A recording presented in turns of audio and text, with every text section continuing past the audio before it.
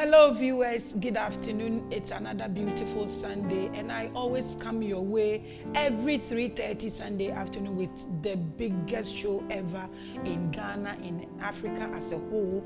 You are watching Revelations and my name is Maame Grace. Today we are still continuing with our brother about Islamic religion. You heard everything that he said last week. In fact, they also believe in Jesus Christ, and he said in his advice that we are not enemies, and he even went ahead to advise his people that they shouldn't make any ntokwa na say bibi obi ka bibi anya utumi echeche na say na wo ye ntokwa na wo kasa tia Yesu ana eche say wunye kremoni krapo papa. It was a very educative and a beautiful conversation. Today we are still with him here. We want to talk about how to be converted into Islamic, the thing, what you are supposed to do and what you are not supposed to do.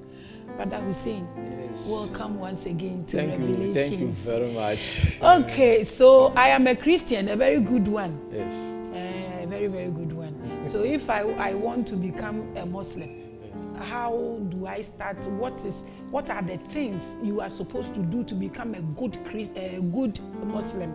I want to know about Islamic religion, the things that comes with it. When you are converted, how you will be groomed and how you become a malam or a chief. How you acquire titles, the things that you require of you before you get there.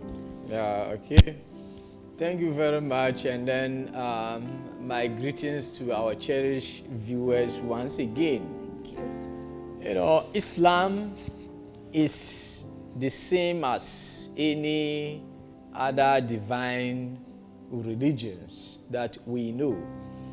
But for somebody to become a Muslim, it requires that maybe something might have influenced you to subscribe to the belief of Islam.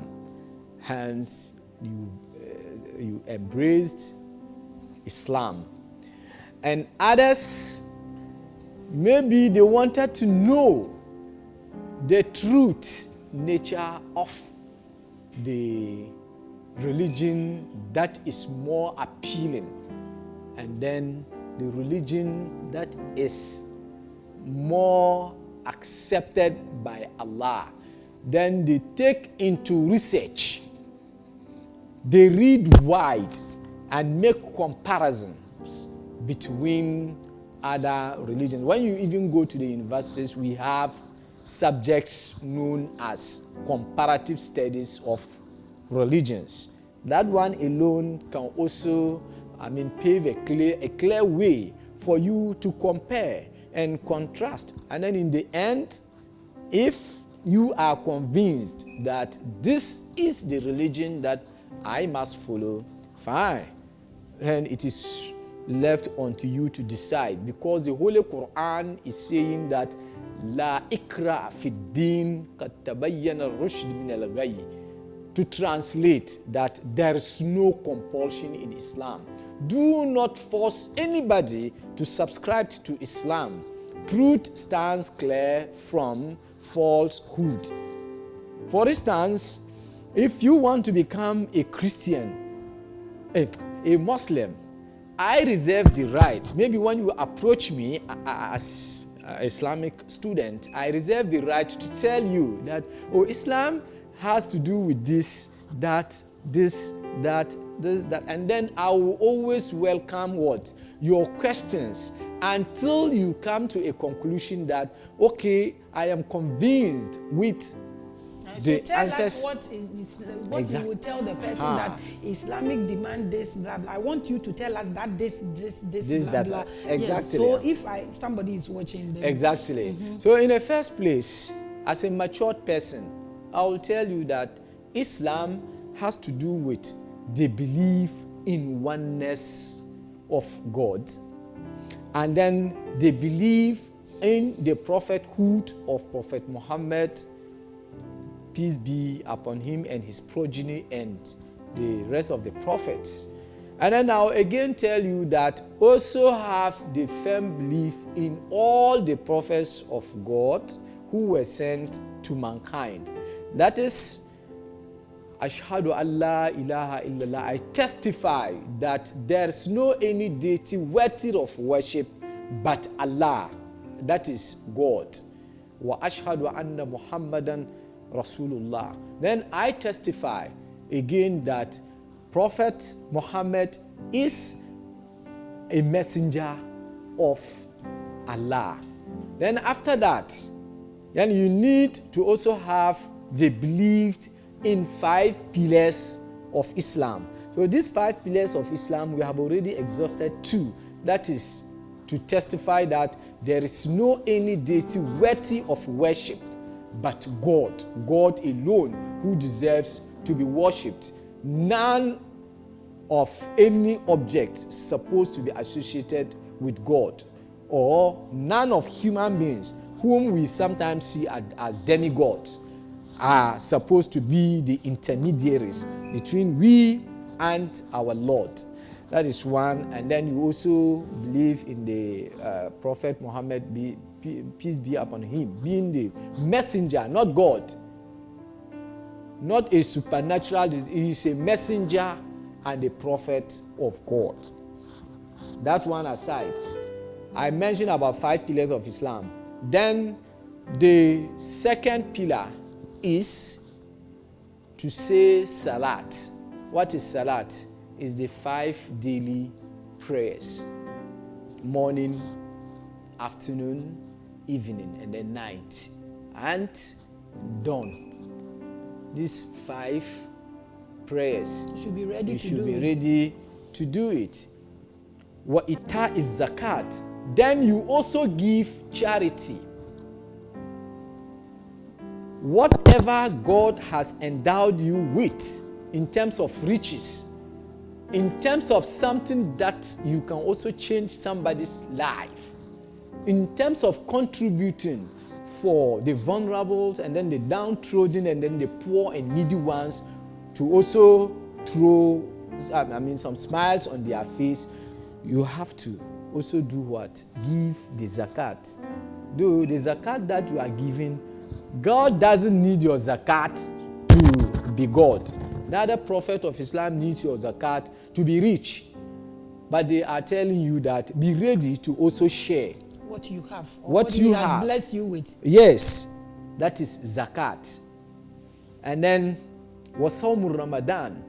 And in the month of Ramadan, you fast for 30 days. وحج البيت, that is the 5th pillar. وحج البيت لمن استطاع إليه سبيلا. And the pilgrimage to Mecca, if only you have the ability and capability of doing that. You should go. But have you seen these 5 pillars? The first pillar, that one is a must. The second pillar is also a must. You must believe in all the pillars, but the 3rd, 4th, and then 5th, they have certain conditions. You can, if you are a poor person, can you give zakat? Can you give charity? You are a needy person. You are also waiting for somebody to give you. So how do you then even give? Where do you get to give? It should come from the heart. In that case, the zakat is not compulsory upon you, but just that you believe is one of the pillars of what? Islam. So tomorrow, if it's good for you, you do it. Then, Sawmur Ramadan, fasting. Fasting is also an incumbent upon somebody who is physically fit, healthy-wise, and then mentally sound. Is compulsory upon you to fast for 30 days. Unless, of course, we have some exceptional problems here. Maybe you have been advised by a doctor that fasting could be dangerous for your health, and then it could cause you. So you pause. Don't fast. but you have something that you have to do what? Compensate for the fasting. Well, it's a broad topic anyway, but I'll just paraphrase. Yes. You know, so this fasting, maybe you are an ulcer patient, and then you know the nature of ulcer. It hates hunger. So if you cannot fast, then you calculate, okay, during the time that Muslims are breaking their fast daily, I mean, how much do they buy the food? Maybe my brother sitting here, he will just get his kose, cocoa, and some rice. Then you have to calculate and see. So to get him the kose, cocoa, and what, how much will it cost? So you contribute. Then you just contribute and then give it to him. To represent what? To be part of the fasting. The fasting. Have you seen how it goes? And on that note, you are somebody who is poor, who cannot even do that, who cannot even afford to do that. Then fasting ceases to become what? An obligatory upon you. You are poor, you are a needy person, and you are sick. You are in condition. Condition. So fasting becomes forbidden for you. And then old age. Somebody who is very old, very weak. Fasting is not compulsory upon that fellow because it can cause the fellow. So in this, all these 5 pillars, yes, the 2 there, yes, that is your prayer and knowing what you are worshiping. Yes. And you must. But exactly. This thing there are ways, or there are gaps, or there are holes, or there are escape. Exactly. What is my next? Then the next one is Hajj. If you don't have money to go to Hajj, it is not compulsory upon you because you don't have the purchasing power. You don't have the money to do that. And God is not going to hold you responsible for not going to Hajj because it's one of the acts or it's one of the pillars of Islam. It's one of the pillars of Islam. But what are the benefits if you are able to go? Yes. The benefits are that when you go, you stand the opportunity to go through some kind of rituals. If I say rituals, it's not about the money rituals, the what and what. No. It's what Abraham and Ishmael did and how they worshiped their Lord. You know, they took Ishmael to the wilderness. Exactly. And then Abraham prayed. So all these structures are there. You also go there. God, bless me the way you blessed Abraham and Ishmael. And then you go to the Kaaba. So it's just like the Christians going to pilgrimage, like going to Israel to pray. Israel to pray. Okay. But that of Mecca is quite different from that place because even the Jewish, before the emergence of Prophet of Islam, they were going there for pilgrimage. They were going to Kaaba for pilgrimage. I had the opportunity to go to Israel. You will not see a specific place like where pilgrims are carrying out some rituals or something of that. It's just like tourist, sites. I have been to Jerusalem to see the sacred mosque and then the portion that was reserved for Christians and then the synagogues. We have been there and then we know how it goes. But that of Mecca is quite different. I have not been to Mecca, so this one I can't. So it has rules and regulations.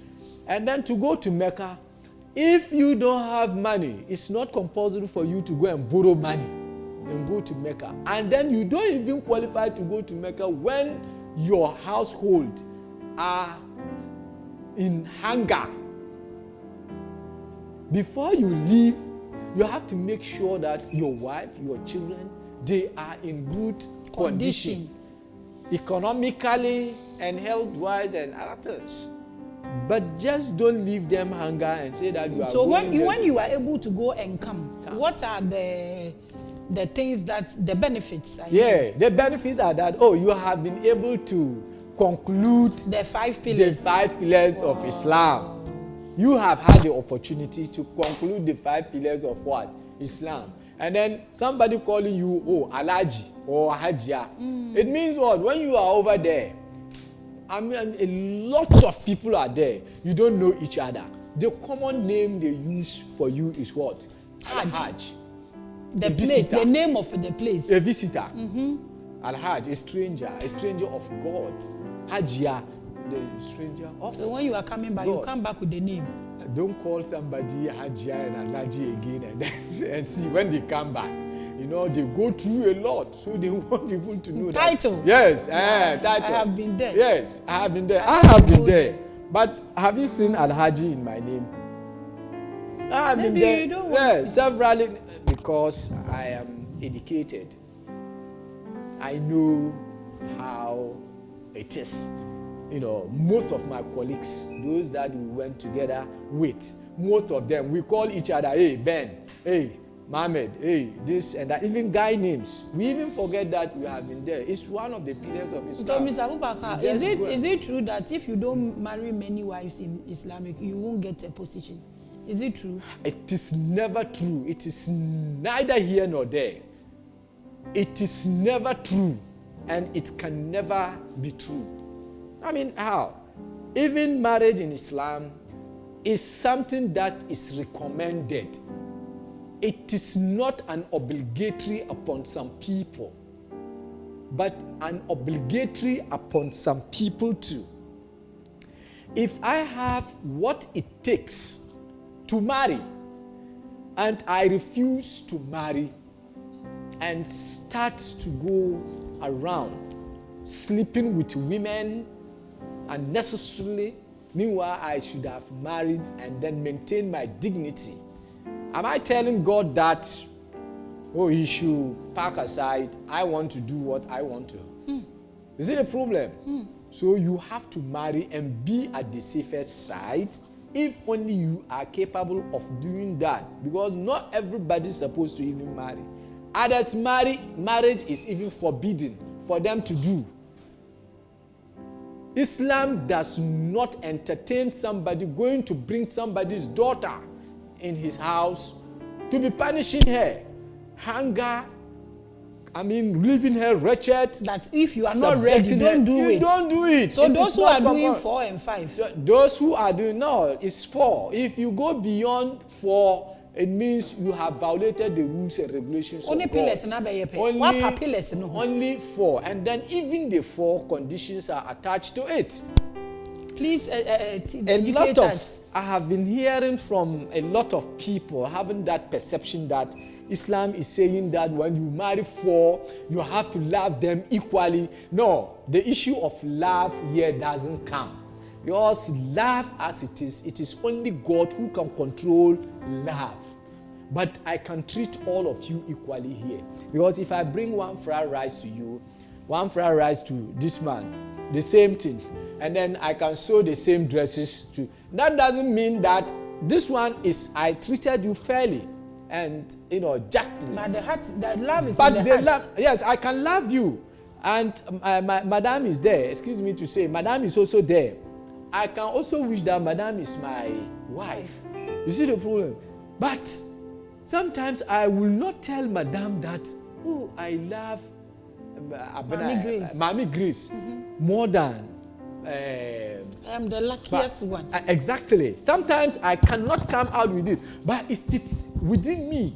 It's just like your children. You have about 3 or 4 children.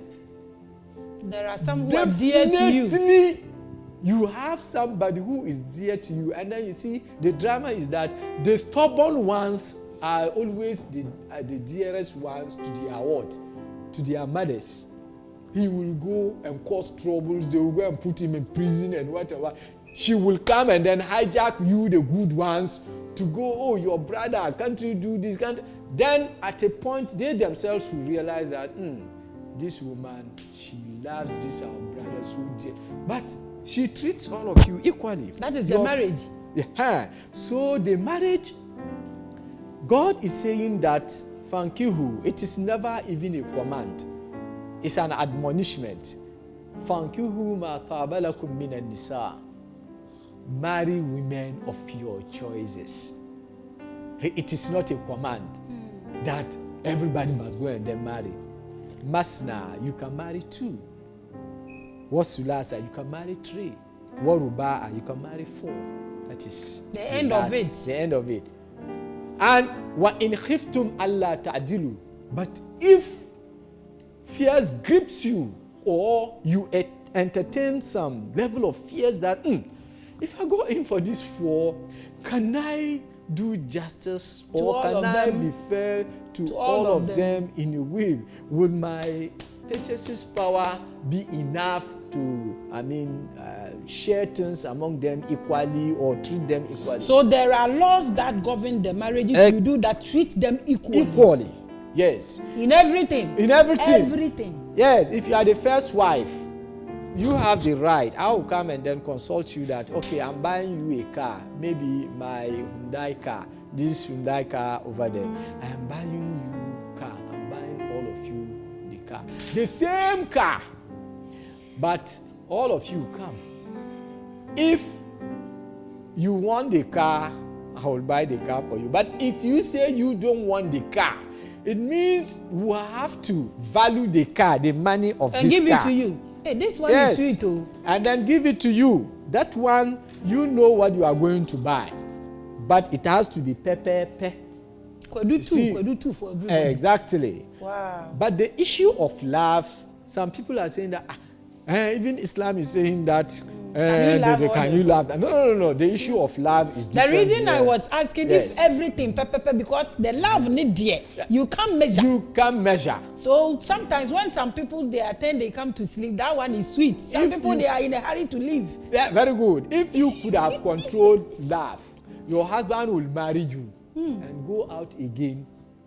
In Christianity, marriage is sacrament. But in Islam, it's contract.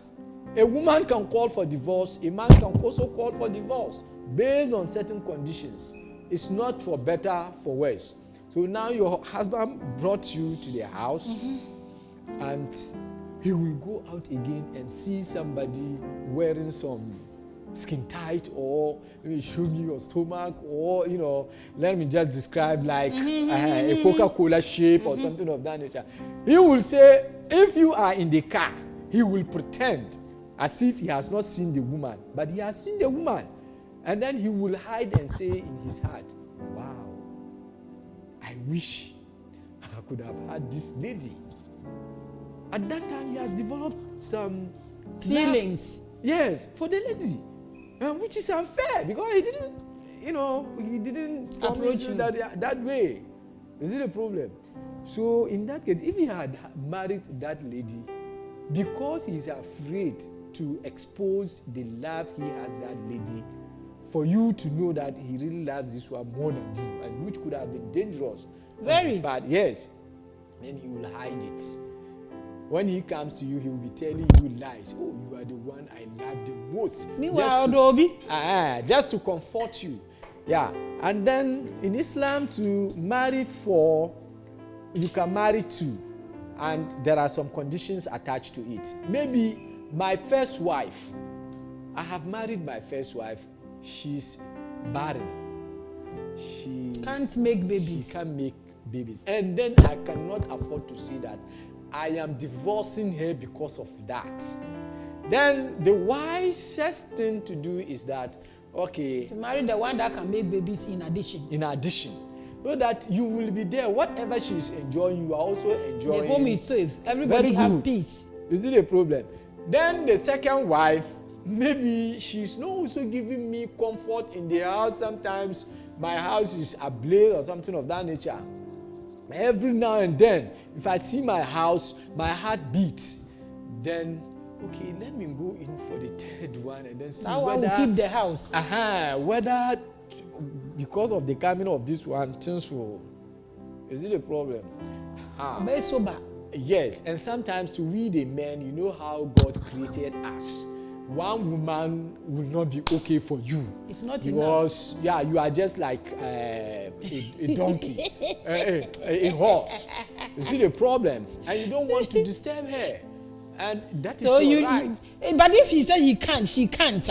She can. So I can do all things. If you don't know men, sometimes men, when women, when you are on them, and then you feel that this woman, in fact, she has the energy, and then going to her, sometimes I've come out with happiness. You see the problem?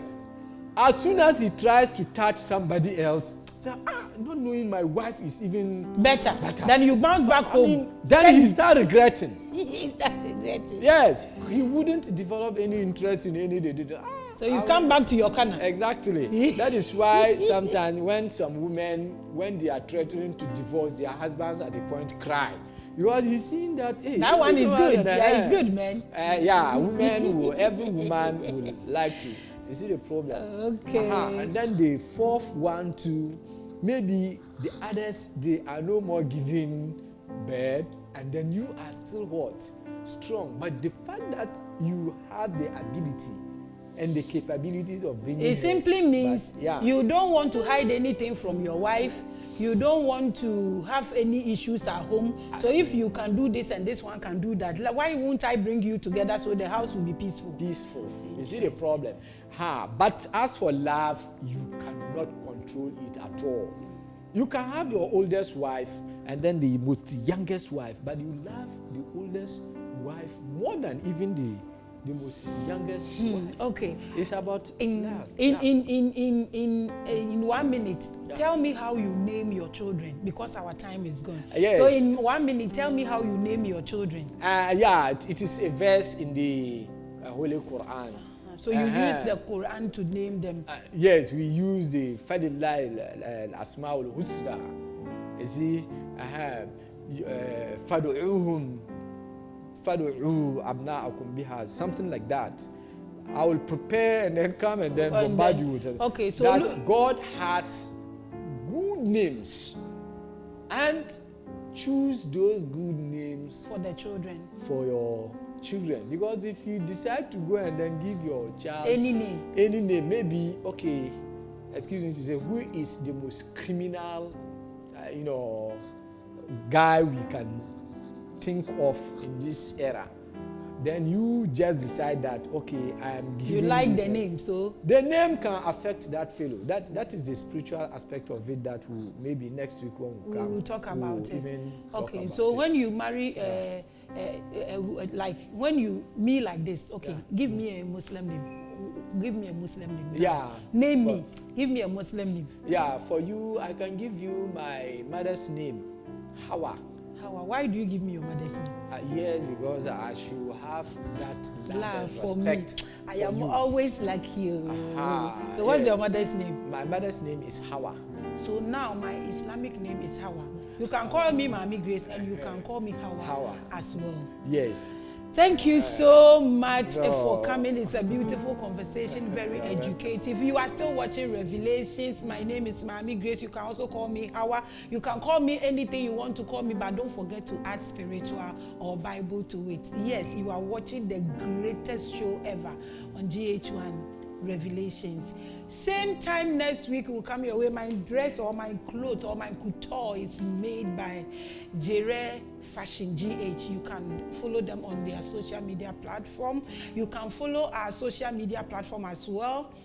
Jerome 2020 is Instagram, Facebook is Maame Grace, and YouTube is Maame Grace. Follow and know all the TV stations and all the radio stations that Maame Grace, and we go along and work on ourselves. Same time next week, Revelations will come your way. Bless you for watching.